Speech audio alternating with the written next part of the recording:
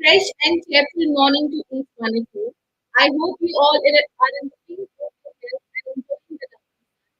Let's make it more powerful and motivational with today's life session. I am Numa Sindhi on behalf of the entire MMDA family. Extend a hearty welcome to each one of you to our series of live sessions where we bring expert professionals and celebrated artists on board to share their powerful wisdom and the juices of life experiences to us. In the earth of traditional, in order to be irreplaceable, one must always be different. Always remember, every individual in this world has a unique contribution, each individual direct and focused. Let us all hear the inspiring tales evidently showcasing of every individual as unique and virtually these fruits of life stories of none other than the Linden Stop Boys, a storyteller, LinkedIn growth specialist, disability and inclusion credit speaker, and LGBT ambassador, Mr. Sumit Agarwal. If you're wondering why sir is watching,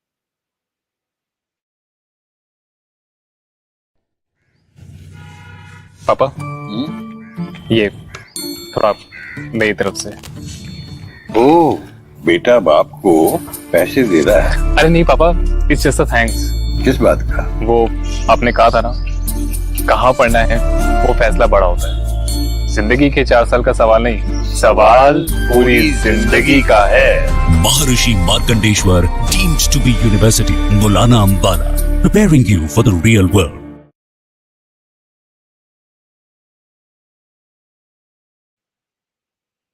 joined by sir very shortly, and I shall take the opportunity to formally introduce sir. Hello, sir. Warm morning. How are you? Sir, may I request you to please unmute your device? I think this is the most number of times I've heard this year that Sumit, you are on mute, and I think this is the new normal we are living in. Actually, and I was this morning only reading an article which said that there was a student who was in the physical classroom, and because he wanted to check if he was audible, so he said, "Ma'am, am I audible?" I think that is how we've got adept to internet Yeah. technology. Absolutely. So, warm greetings, sir. It is an absolute pleasure to have you here. Let me take this opportunity to formally introduce you. Mr. Sumit Agarwal, LinkedIn top voice and SDG ambassador, has been privileged to forge relationships through his experiences with people from organizations like the United Nations, TIE, Della Leaders Club, and many others. His publications have been featured at varied platforms like Yahoo News, Forbes, News 18, Fortune India, Telegraph, Business Standard, and many more with the hope of creating a world where diversity becomes a norm. His forte includes that of a PR expert, helping his clientele get featured online with his strong public relations. As a LinkedIn expert and top voice with 10 million plus views, Mr. Agarwal has been helping turn his clients into go to expert in their niche areas. And as a diversity and inclusion speaker with spread speaking engagements at TEDx, World Leaders Summit, Josh Talks, Reliance, Monster.com, and 30 plus more, he helps companies align with equity and diversity goals. He is also an ambassador at UN Sustainable Development Goals Initiative by SDT Chopal, the Asian Network.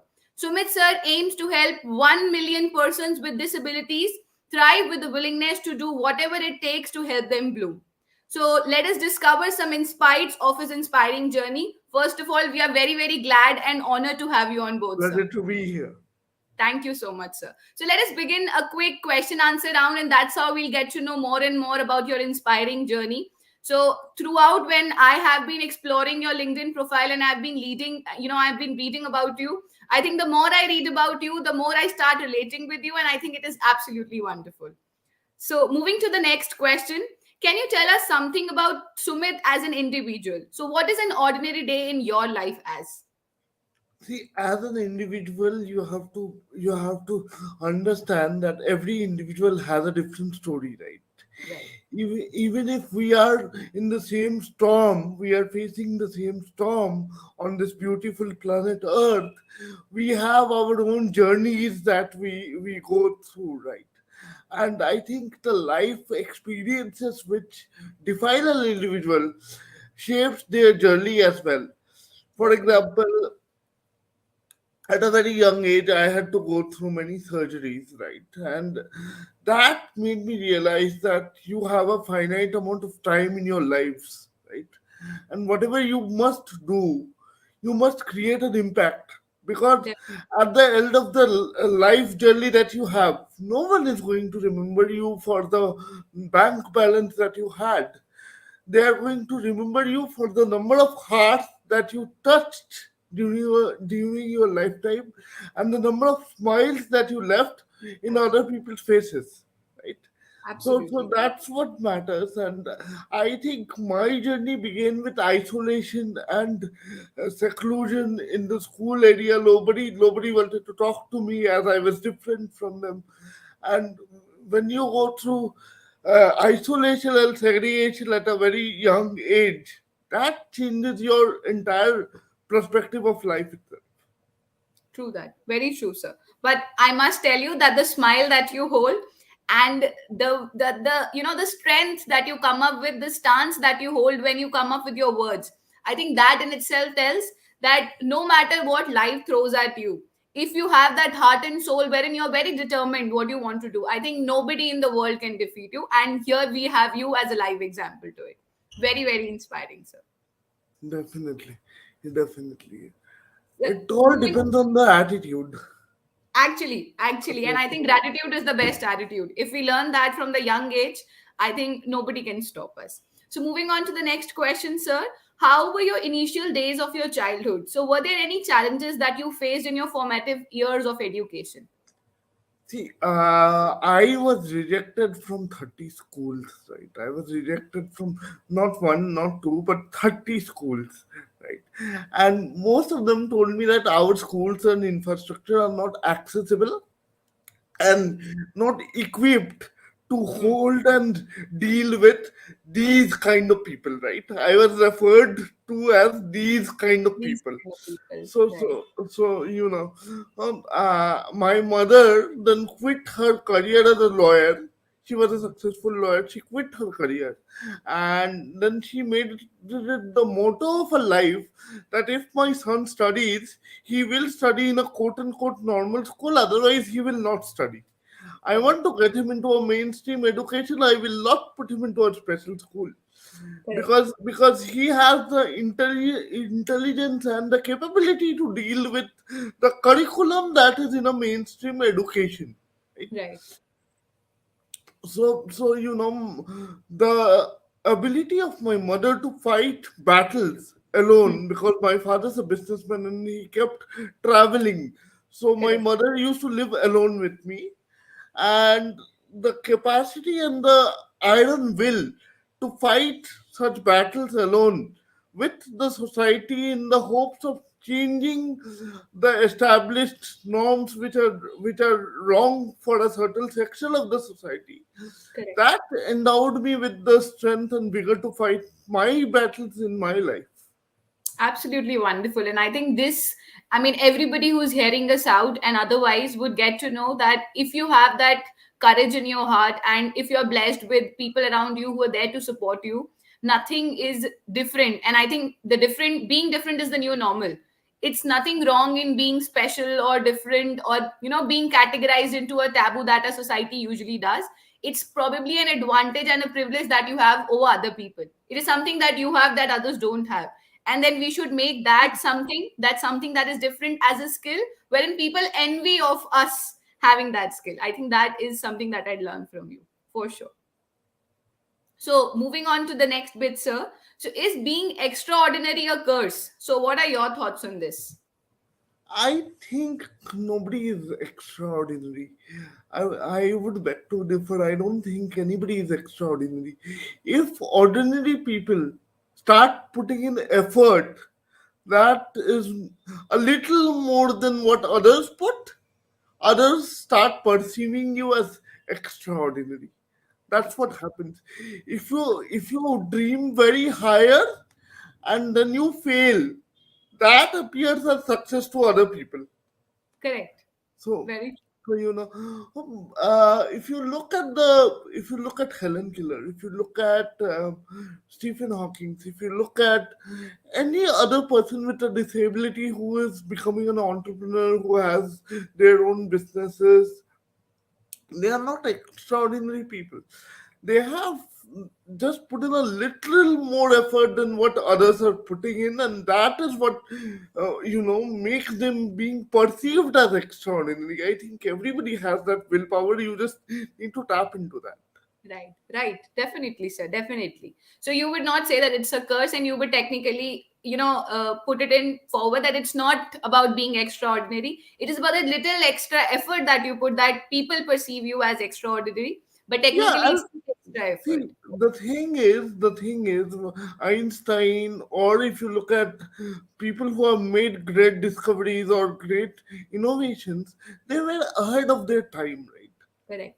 Correct. I was speaking about how technology overcomes disability, and I was speaking about diversity and inclusion in the year 2011. In the Right. year 2011, where when it was 11 years back almost, and nobody used to know what is about diversity and inclusion and what is technological enablement of people with disabilities.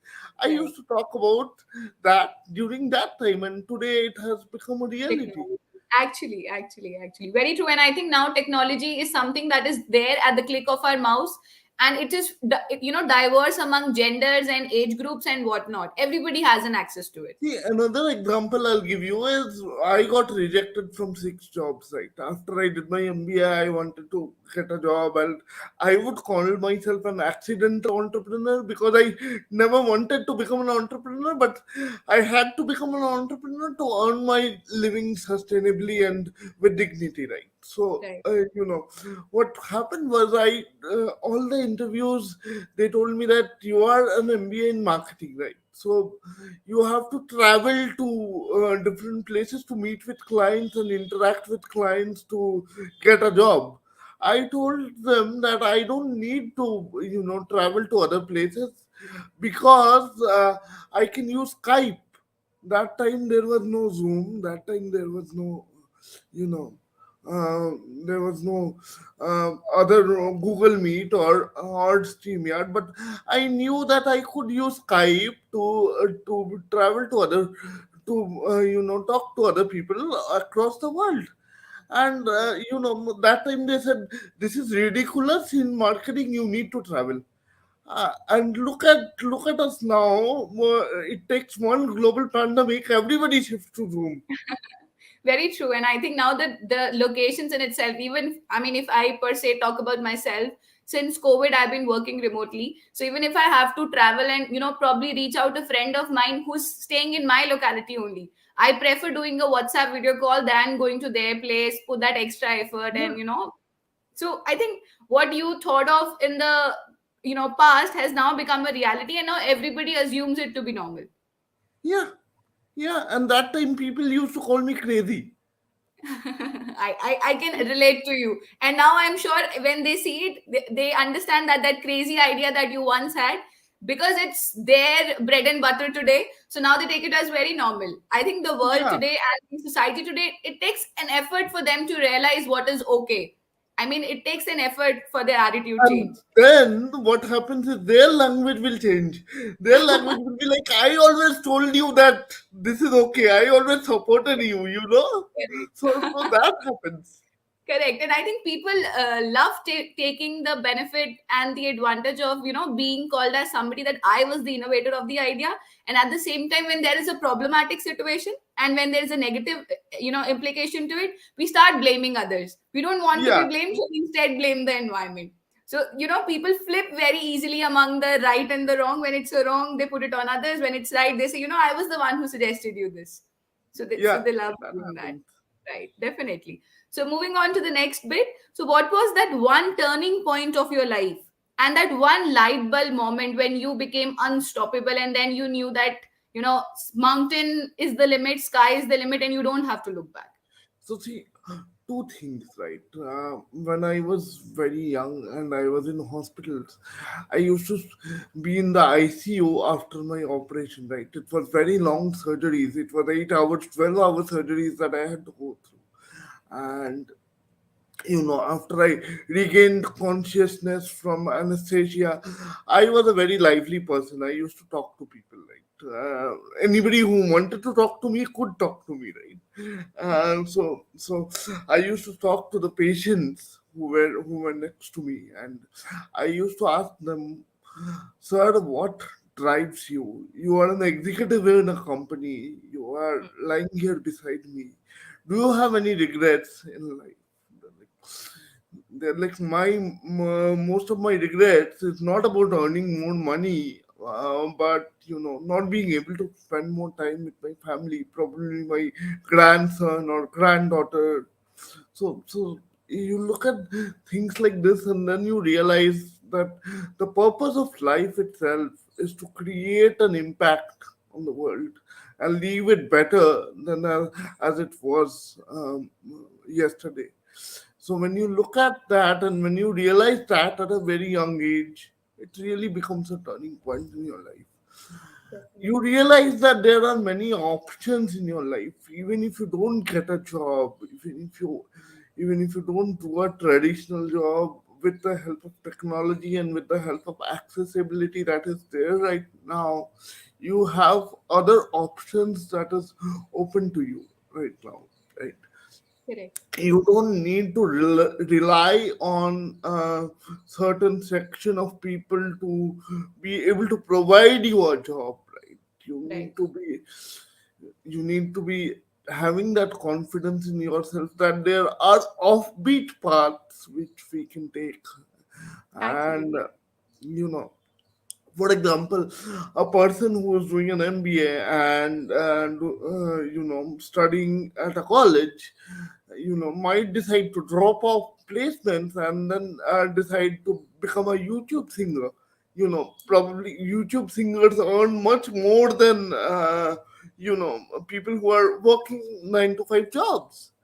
Exactly. uh, People who run YouTube channels, people who do DJing work, people who do freelance graphics work. I know people who haven't attended colleges and people who are, becoming graphic designers from YouTube, people who are becoming makeup artists, people who are becoming actors.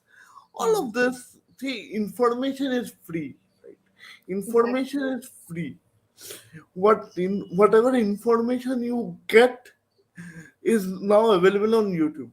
Why do people go to college? Number one, they build up a network of peers who are able to support them and able to grow their journey. Number two, people are able to get mentors in college, right? Which you Right. won't be having access to if you don't go to a particular college. Formal.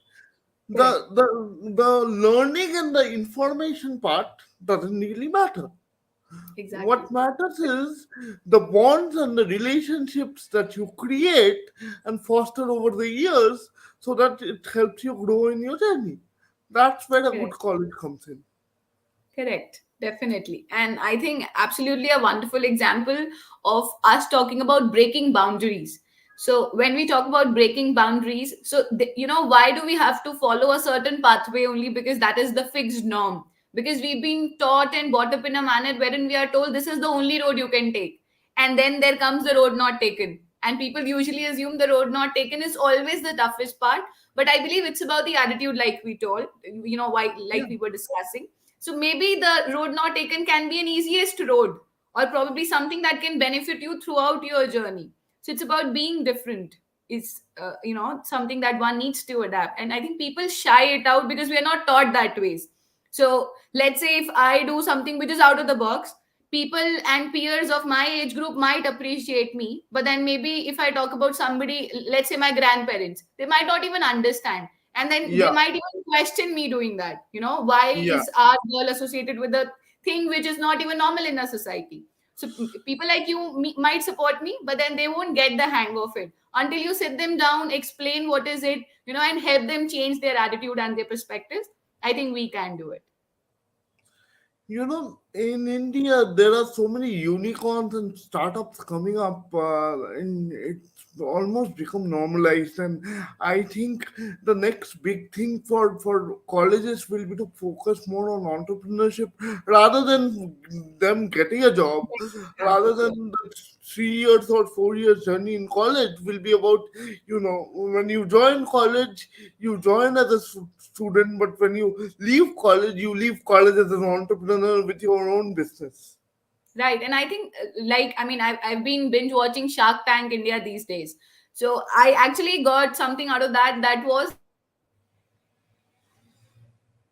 of this, the scenario that has been changing. It is going to be the era of entrepreneurs, no matter what. I mean, from every household to every age group to people having something new, they start putting it to use. And then there we have creations like how, and I think that was a great exemplar of, entrepreneurship is not just limited to, very limited people or those people who go to college.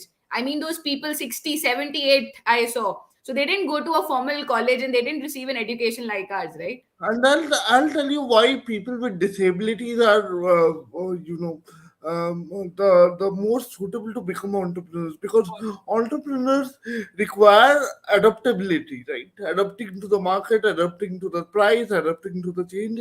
And people with disabilities are born with traits of adapting to change. Actually, If you are not actually. able to see, if you are not able to see, you make most use of your hearing sense, so that you are able to hear whatever noises are coming, and you are able to maneuver the environment in such a way that you don't fall down. Actually, So you make best possible use of the resources that you have. right. So that is how, people with disabilities are most suitable to become entrepreneurs. I think this is, I would give you a round of applause on this one. And this is the best example for people hearing out there. So, like you said, adaptability is something that is required. That changing attitude, that flexibility, that openness wherein people don't restrain themselves. They're not literally my way or highway kind. And I think, like you said, those special people are somebody who can actually be the ones leading the pack because they've been born in such kind of environments. They've been doing it throughout their life, and that would be just an add-on to their feather. It would be an add-on to what they've been doing already. So I think those are the ones who are the best fit. Absolutely, well, sir.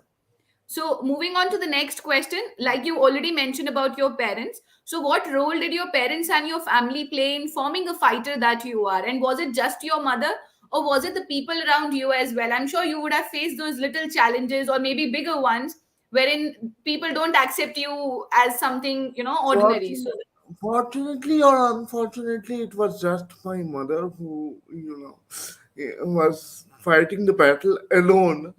And I would say that I'm grateful because that taught me a very important lesson early on, that how to fight your battles alone if nobody else is willing to fight it along with you. I wouldn't suggest people to fight their battles alone, because forming a tribe, Correct. humans are social creatures, right? Forming a Correct. tribe is what matters, and anybody who joins your cause strengthens your cause. But if somebody is not willing to support you Then don't give during up. your starting days, early days, then it is very important that you do not give up on the cause, and continue the journey alone to a certain point where people are willing to join you. Exactly, and I think be that that change maker, wherein people then start understanding why did you do that, and then they fall for it. I mean, not everybody is like you said. I mean, it's not about fighting your battles alone. If you have people, why not? But if you don't have anybody, then you can't be the one who just gives up on everything and then just sits down and you know probably has an attitude, let's flow with the life and let's see what the life has to offer. Life will definitely offer whatever it has to, but then god helps those who help themselves is something that we've been hearing out, so you have to help Li- yourself.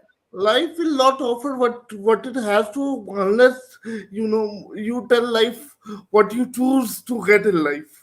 Exactly, and that is the kind of attitude I think people today know. Not just people like you, but I think everybody today, everybody faces things at certain ages of their lives, and I think life is all about the ups and the downs, going through those thick and thin, but then handling it. Yes. It's more about a life is people have a very complicated definition of life. I have a very simple definition of life. Life is just a series of choices Correct. that comes with consequences for each choice that you make. So you Exactly. make the choice and then you own up to the consequence. That is what your life is Exactly. all about. Exactly, exactly. And like you said, the budding entrepreneurs of today are people like you. So when we talk about entrepreneurship and business as a whole, when we used to study, so I remember that cycle of with duty comes responsibility, and with responsibility comes accountability. So make a choice and stand up for the consequences that follow. And I think nobody can stop. A Exactly. lot of problems in Generation Z that occur today is because of what if I had done this instead of that. If you dwell on the what if, you won't be able to live the consequences that you already made your choice to, right? Exactly. And a life full of regrets is not a life worth living. Very true. Couldn't agree more. Very true. And I think the ifs and buts are something that always stop you. If you have that if and but, you will not be able to make a choice, and until you make a choice, how do you know what is going to follow? If I've not Yeah, given a try to something, how do I even know what is it that is going to come post that trial? that is what is affecting the mental health of so many people today. That if I Yes. had this, if I had done this, they're living in the past. Right. Right. Very It true, will, sir. Couldn't agree more. So, moving on to the next bit. So, what is the criteria in India for people born with disabilities in education, defense, and other such areas? And when contemporary social issues are still a taboo, how can one educate the masses in rural areas and otherwise that it is okay to be born different? It's a good question. If you look at the Rights of People with Disabilities Act, which was passed by the Government of India in 2016, right? It includes 21 types of disabilities, which include cerebral palsy, autism, visually impaired, hearing impaired, people with acid attack, victims of acid attack, dwarfism, different types, right? Right. Addressing all 21 types of disability by any particular organization or particular department is not feasible, not possible, right? Hmm. But what organizations like the government of India and different departments of PSUs, as well as the private sector where it competed, is identifying the job roles where they fit in, right? for Correct. example for example, this is not true for everyone, but this is true for most people with autism. They are very good with repetitive work, right? Okay. So if you have a work like coding where you have to code a repetitive standard set of codes, people with autism can become very good programmers, computer programmers. For example, if people who do not have technical skills, uh, they are given to stack a number of books on in the library, they can become a very good librarian because Got it. they have that sense of organizing things. Mm-hmm. So Got it. you need to identify what the person fits into and how many hours the person is willing to work, and Correct. compensate them according to that. Most Right. companies tell me that, Sumit, I'm willing to hire people with disabilities, but they will not be able to work 8 hours. I'm like, Okay. okay, so then don't make them work eight They can hours. work 8 hours. Right. Half their salary and pay them for the 4 hour work that they do. Exactly. You have different models of employing people right now. There's a hybrid model of employing Correct. people. There's remote work, there's flexi work. I can just give you 29 models right now for working, for employment, right? So Right. if somebody is not willing to offer a full employment, they can offer a flexi employment, Exactly. right? Exactly. So this is the point that HRs and corporates need to look into, that when they're employing people with disabilities, just identify their roles and fit them into the perfect role that they're matching with, right? Absolutely. And if we look at the rural areas, right, the problem is awareness. Right. Right.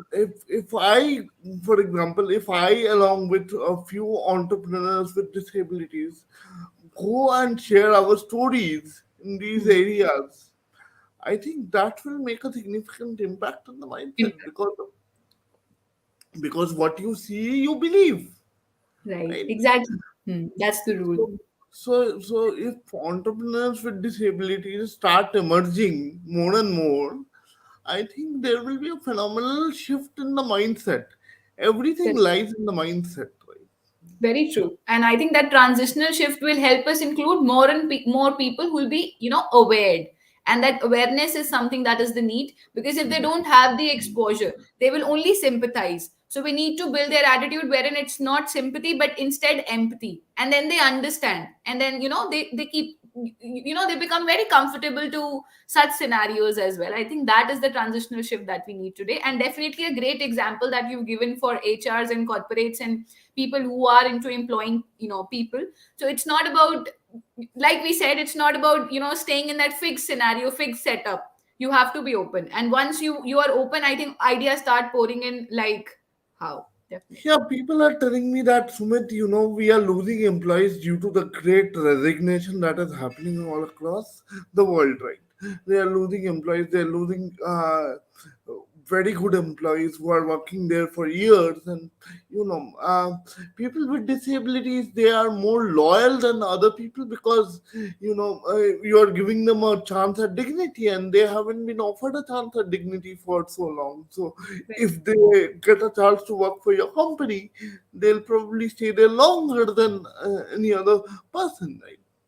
Exactly. And I think that commitment is something that the companies need to look for, because otherwise the retention rate is always a challenge and has always been a challenge in the companies. The moment somebody gets a better offer, be it in terms of monetary or otherwise in terms of exposure or learning, they want to, quickly switch.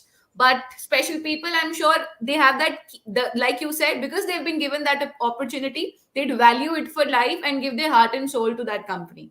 Definitely, that is what the HR should look up to. So, moving on to the next question, sir, you've been actively associated in 40 plus amazing projects. I mean, while I was exploring, it said to click see all, click on see all to have those, have a look at those 38 plus experiences, and five were already in low. I mean, I kept reading and reading and reading, and it was endless. So, how do you handle such multiple roles so seamlessly and with such zeal? And what is that routine that has always gotten you going? Anything that anybody who has success has a wonderful team of people behind the person. Definitely, you know, it's not about time management. There's a lot of people who are taking courses on time management, and I have deep respect for them. But I think it's you know, self-management over time management. well, it's not about managing time. It's more about managing people. It's more Correct. about being in the company of people who manage themselves. If you have Correct. people Self-management, as we say, right? if you have people working with you who are able to manage themselves and complete the set of responsibilities that you allocate to the particular person within time, then your interference in that person's work becomes nil. That's where you save time and you are able to do your work properly. what Exactly. what comes down to what time management is simply delegating your priorities, delegating the number of tasks in the people who are suitable to do these tasks. That is what time management is all about. Actually, It is not a science, it is a skillful art of delegation. right. And I think that delegation can only come when one is a great leader, because usually what I've seen is people, I mean, I've been talking about this in previous sessions as well. I think people, because they are a perfectionist and they love doing everything all by themselves, because they like the things in a certain manner, it gets difficult for them to delegate tasks and You trust are not people. able to, you cannot micromanage Actually, things. actually. After a certain extent, you are not able to micromanage things. Correct. And I That think if, becomes too difficult. right. And I think if one has to be scalable in their business, then definitely you are not the only person who can do it. You have, like I said, A is about being a great leader. B is about being a great leader and producing leaders like you in the industry. I think that is something that we need today. Definitely, there are people who have worked with me in the past, and I'm now working in senior positions in various companies, right? Lovely. And That's they've become friends with me. So it feels good to see somebody starting as a junior content writer and then after a few years shifting to editorial position oh, in a media house. that is lovely. And I think this is the kind of relationships you invest into, and we have results right in front of us. Lovely. So, moving on to the next question, sir. You are an inspiration to many people, my inspiration for sure. So, people look up to you as a great example. But what is it that motivates you? See, along my journey, I have realized that I was never broken. I never needed fixing.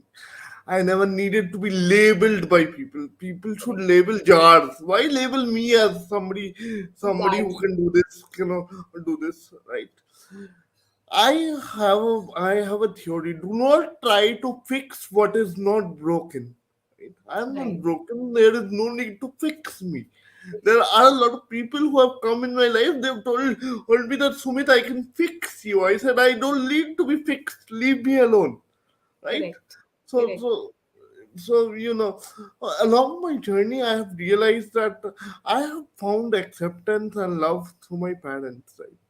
And that is why it is not just about me. It's not, I never wanted to become a motivational speaker or become a symbol of hope or whatever you may call it.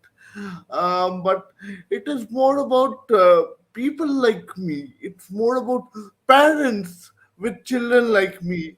If I Right. could reach out to them and change their mindset, change their perspective, if I could impact even one person to change their outlook towards their son or daughter with a disability, I Right. would think my journey here would have been worth it.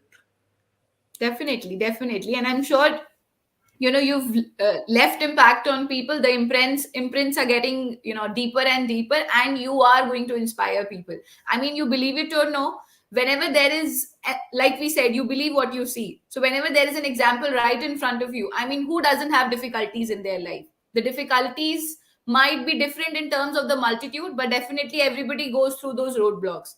but the attitude that you have and you hold and you still, have a vision to it, I think that is something that I respect you a lot for, because that attitude is something. I mean, everybody would have challenges, everybody would have difficulties, everybody would have those low key moments, but it's about you getting and rising up from them like a phoenix, and then not leaving, that determination to do more and more. I think that is something that is very important. So, moving on to special education, because we were talking about it's not really feasible for organizations to provide education to people. Like you said, there is a category of 21 such disabilities. So, special education is the need of the country today. Yet, the government schools and the regularly adopted curriculums in certain schools barely give a window to special education. And I've seen myself that there is a classroom, there are three special kids in the classroom, but the teacher, because of the resources and limitations, she's teaching them in as a regular setup, probably giving them a little extra attention, but there is no devised set curriculum and the catering. And we have very few special education educators in the country as well. So, what is your take on that? See, there are three things to it, right? When we talk about special education, there are three things. Number one, quote unquote, normal schools also need to be inclusive rather than just creating special schools to segregate a bunch of Correct. people, right? Correct. That is number one.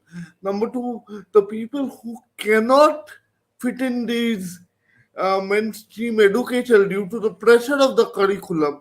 There Correct. might be a lot of people who might be mentally a little problemed by the fact that the pressure of the curriculum might be too much for them. For them, there might be special schools which integrate them into the society by a slow form of education Right. in parallel to their hobbies and the interests that they might want to pursue in the future. Exactly. Because when we talk about special schools, I have seen most of them, what they do is they teach how to make candles, they Mm. teach how to make masala, they teach how to make diyas, they teach how to print clothes. What if Mm. I'm not interested in all these? Correct. Correct. And I Right? think everybody has that right to education and doing what others are doing. Like we said, why put them into a category? Why label them? Instead, have that curriculum which is divided in a manner which probably serves the need of everybody in the classroom. So the solution lies in, again, I'll go back to what I said in 2011. Assistive technology is the future. Right. There was a video few days back that I was seeing on LinkedIn. There's a girl who is using sign language like this, and it is converting the sign language into words. So Wow. that with the help of artificial intelligence, which shows what the person is trying to say using Exactly. sign language. So Lovely. so you know so you know Definitely. I have seen a glass, I have seen a spectacle where which a person, if the person is hearing impaired, the person is not able to hear. If you go in front of the person and talk with the person, the subtitles of whatever you are saying will appear in the glasses, right? That is amazing. Yeah. Whatever. So what happens is technology offsets disability to a certain amount of time. And it's about putting that technology to use and realizing that technology is the ultimate solution. And I mean, let's talk about government schools. They do not have the basic facilities of having a device and per se internet. So how can we have technology there? I think the government should, start realizing, like we say, padega India tabhi to badega India. So that should become a new normal for everybody. We do not have to categorize people. Everybody should have the access to at least that basic education. So, like you said about that spectacle, like I was again quoting Shark Tank India, I saw there was a spectacle wherein a person was visually impaired, and as soon as there is somebody who passes through, so the device tells that there is a person in white shirt going and he's holding so and so, he's taking his dog for a walk. So, people, even if they cannot see, they still have the advantage of understanding what is happening around the environment. And then there was this device called nanny, or what, I don't remember the exact name. It was for people who cannot really again read. So I think the technology is definitely advancing, but it's about us realizing it, and people who don't have resources, the government has to provide resources where everybody, I mean, let's say a rural Yeah, family, they have somebody who's a special child. They won't take it as a blessing. A, their mindset is not developed that way. B, people will start, they will start taking it as a pressure. C, yeah, there is no such resource wherein we can educate them. So how do we go about such families is a challenge for sure. So I think, like we say, unicorn, so the organizations need to come together and do something about that. definitely. Because we cannot say that there's a dearth of money in India. There's no dearth of finance Actually, in India. Right at this moment, there is a lot of money lying with the top 1% of earners in India, and I think they should take a call on, whether the lives of so many people, 15% of the population has some form of disability or the other. So they should take a call on whether these lives are worth it or not. exactly, exactly. And that 15% is not a small number. And even if, like we say, the power of one, that has the ability to change things like how. So if we talk about the power of one, here we are talking about 15%. So I mean, people should definitely realize and work for the cause. So moving on to the last bit, since we are running short on time. So, what is that one piece of advice that you'd like to give to the people out there who struggle with innumerable negative feelings, depression, anxiety, self doubts, societal pressures, and a lot of it? So, how to deal with this and how to come out triumphantly? When I was born, right, when I was born, the doctor said either the mother will survive or the son will survive, right?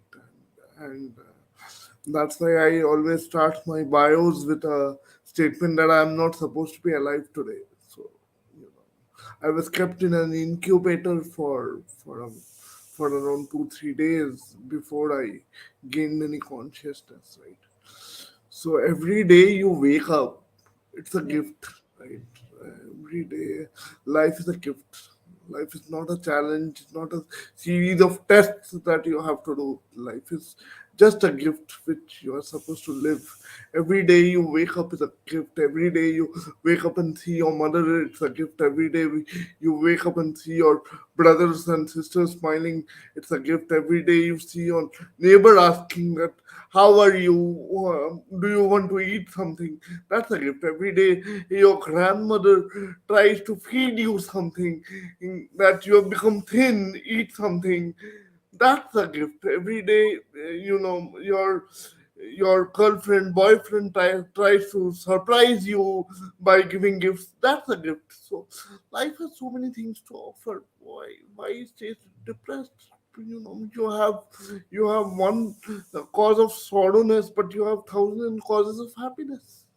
You Exactly. just have to find it, right? It's all about attitude and perception. I could have chosen to, stay down and curse my life and say that, oh my god, people are isolating me. Oh my god, nobody wants to talk to me. Oh my god, nobody wants to give me admission in normal school. Oh my god, nobody gave me a job. What is going to happen to me now? Oh my god, I am 30 years old. I am not earning yet. What will happen? I could have said all of this, Right. but I chose not to.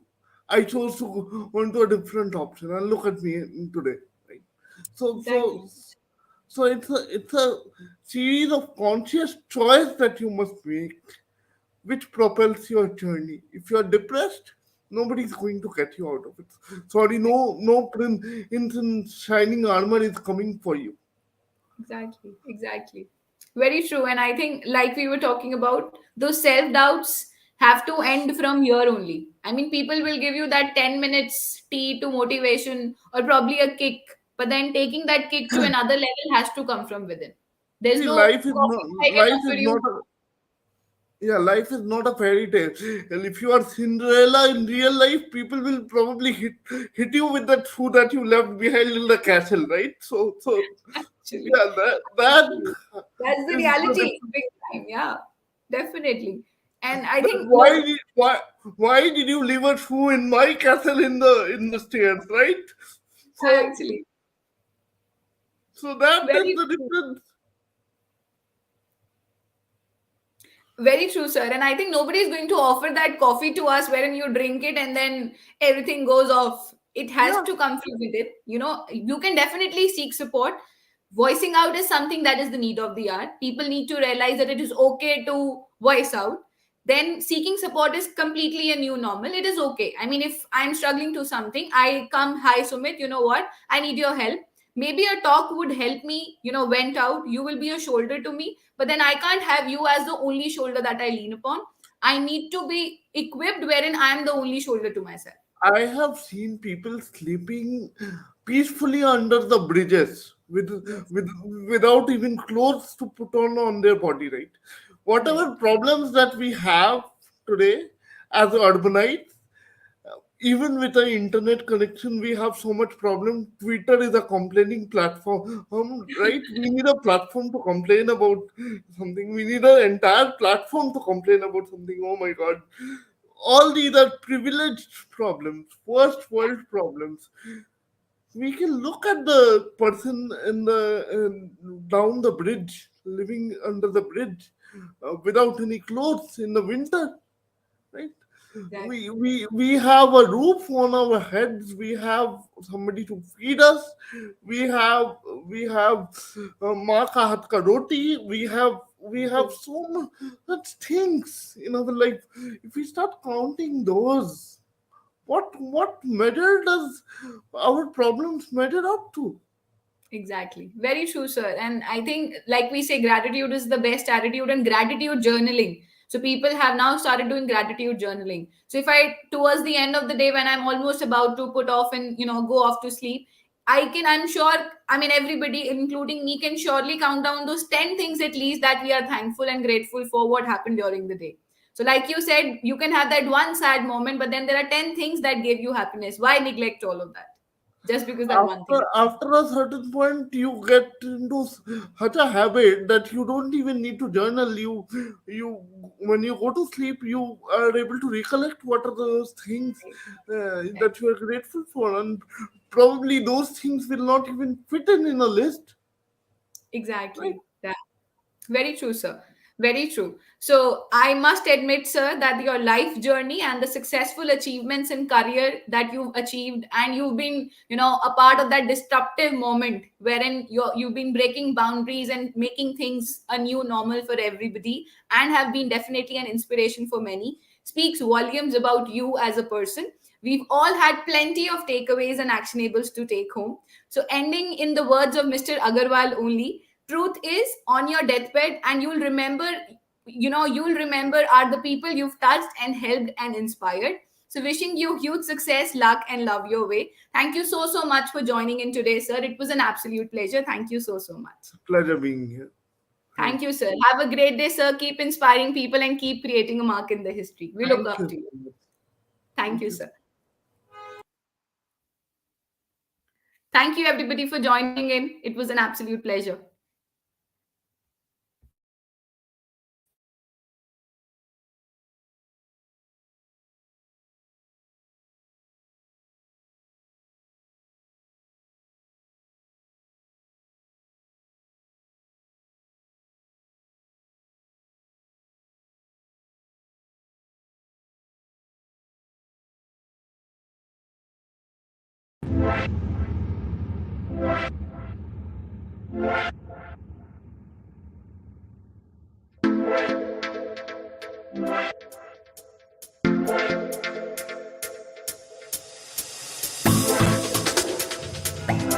पापा, ये थोड़ा मेरी तरफ से। ओ बेटा बाप को पैसे दे रहा है। अरे नहीं पापा, इट्स जस्ट अ थैंक्स। किस बात का? वो आपने कहा था ना, कहाँ पढ़ना है वो फैसला बड़ा होता है। जिंदगी के 4 साल का सवाल नहीं, सवाल पूरी जिंदगी का है। Maharishi Markandeshwar, deemed to be university, Maulana Ambala, preparing you for the real world.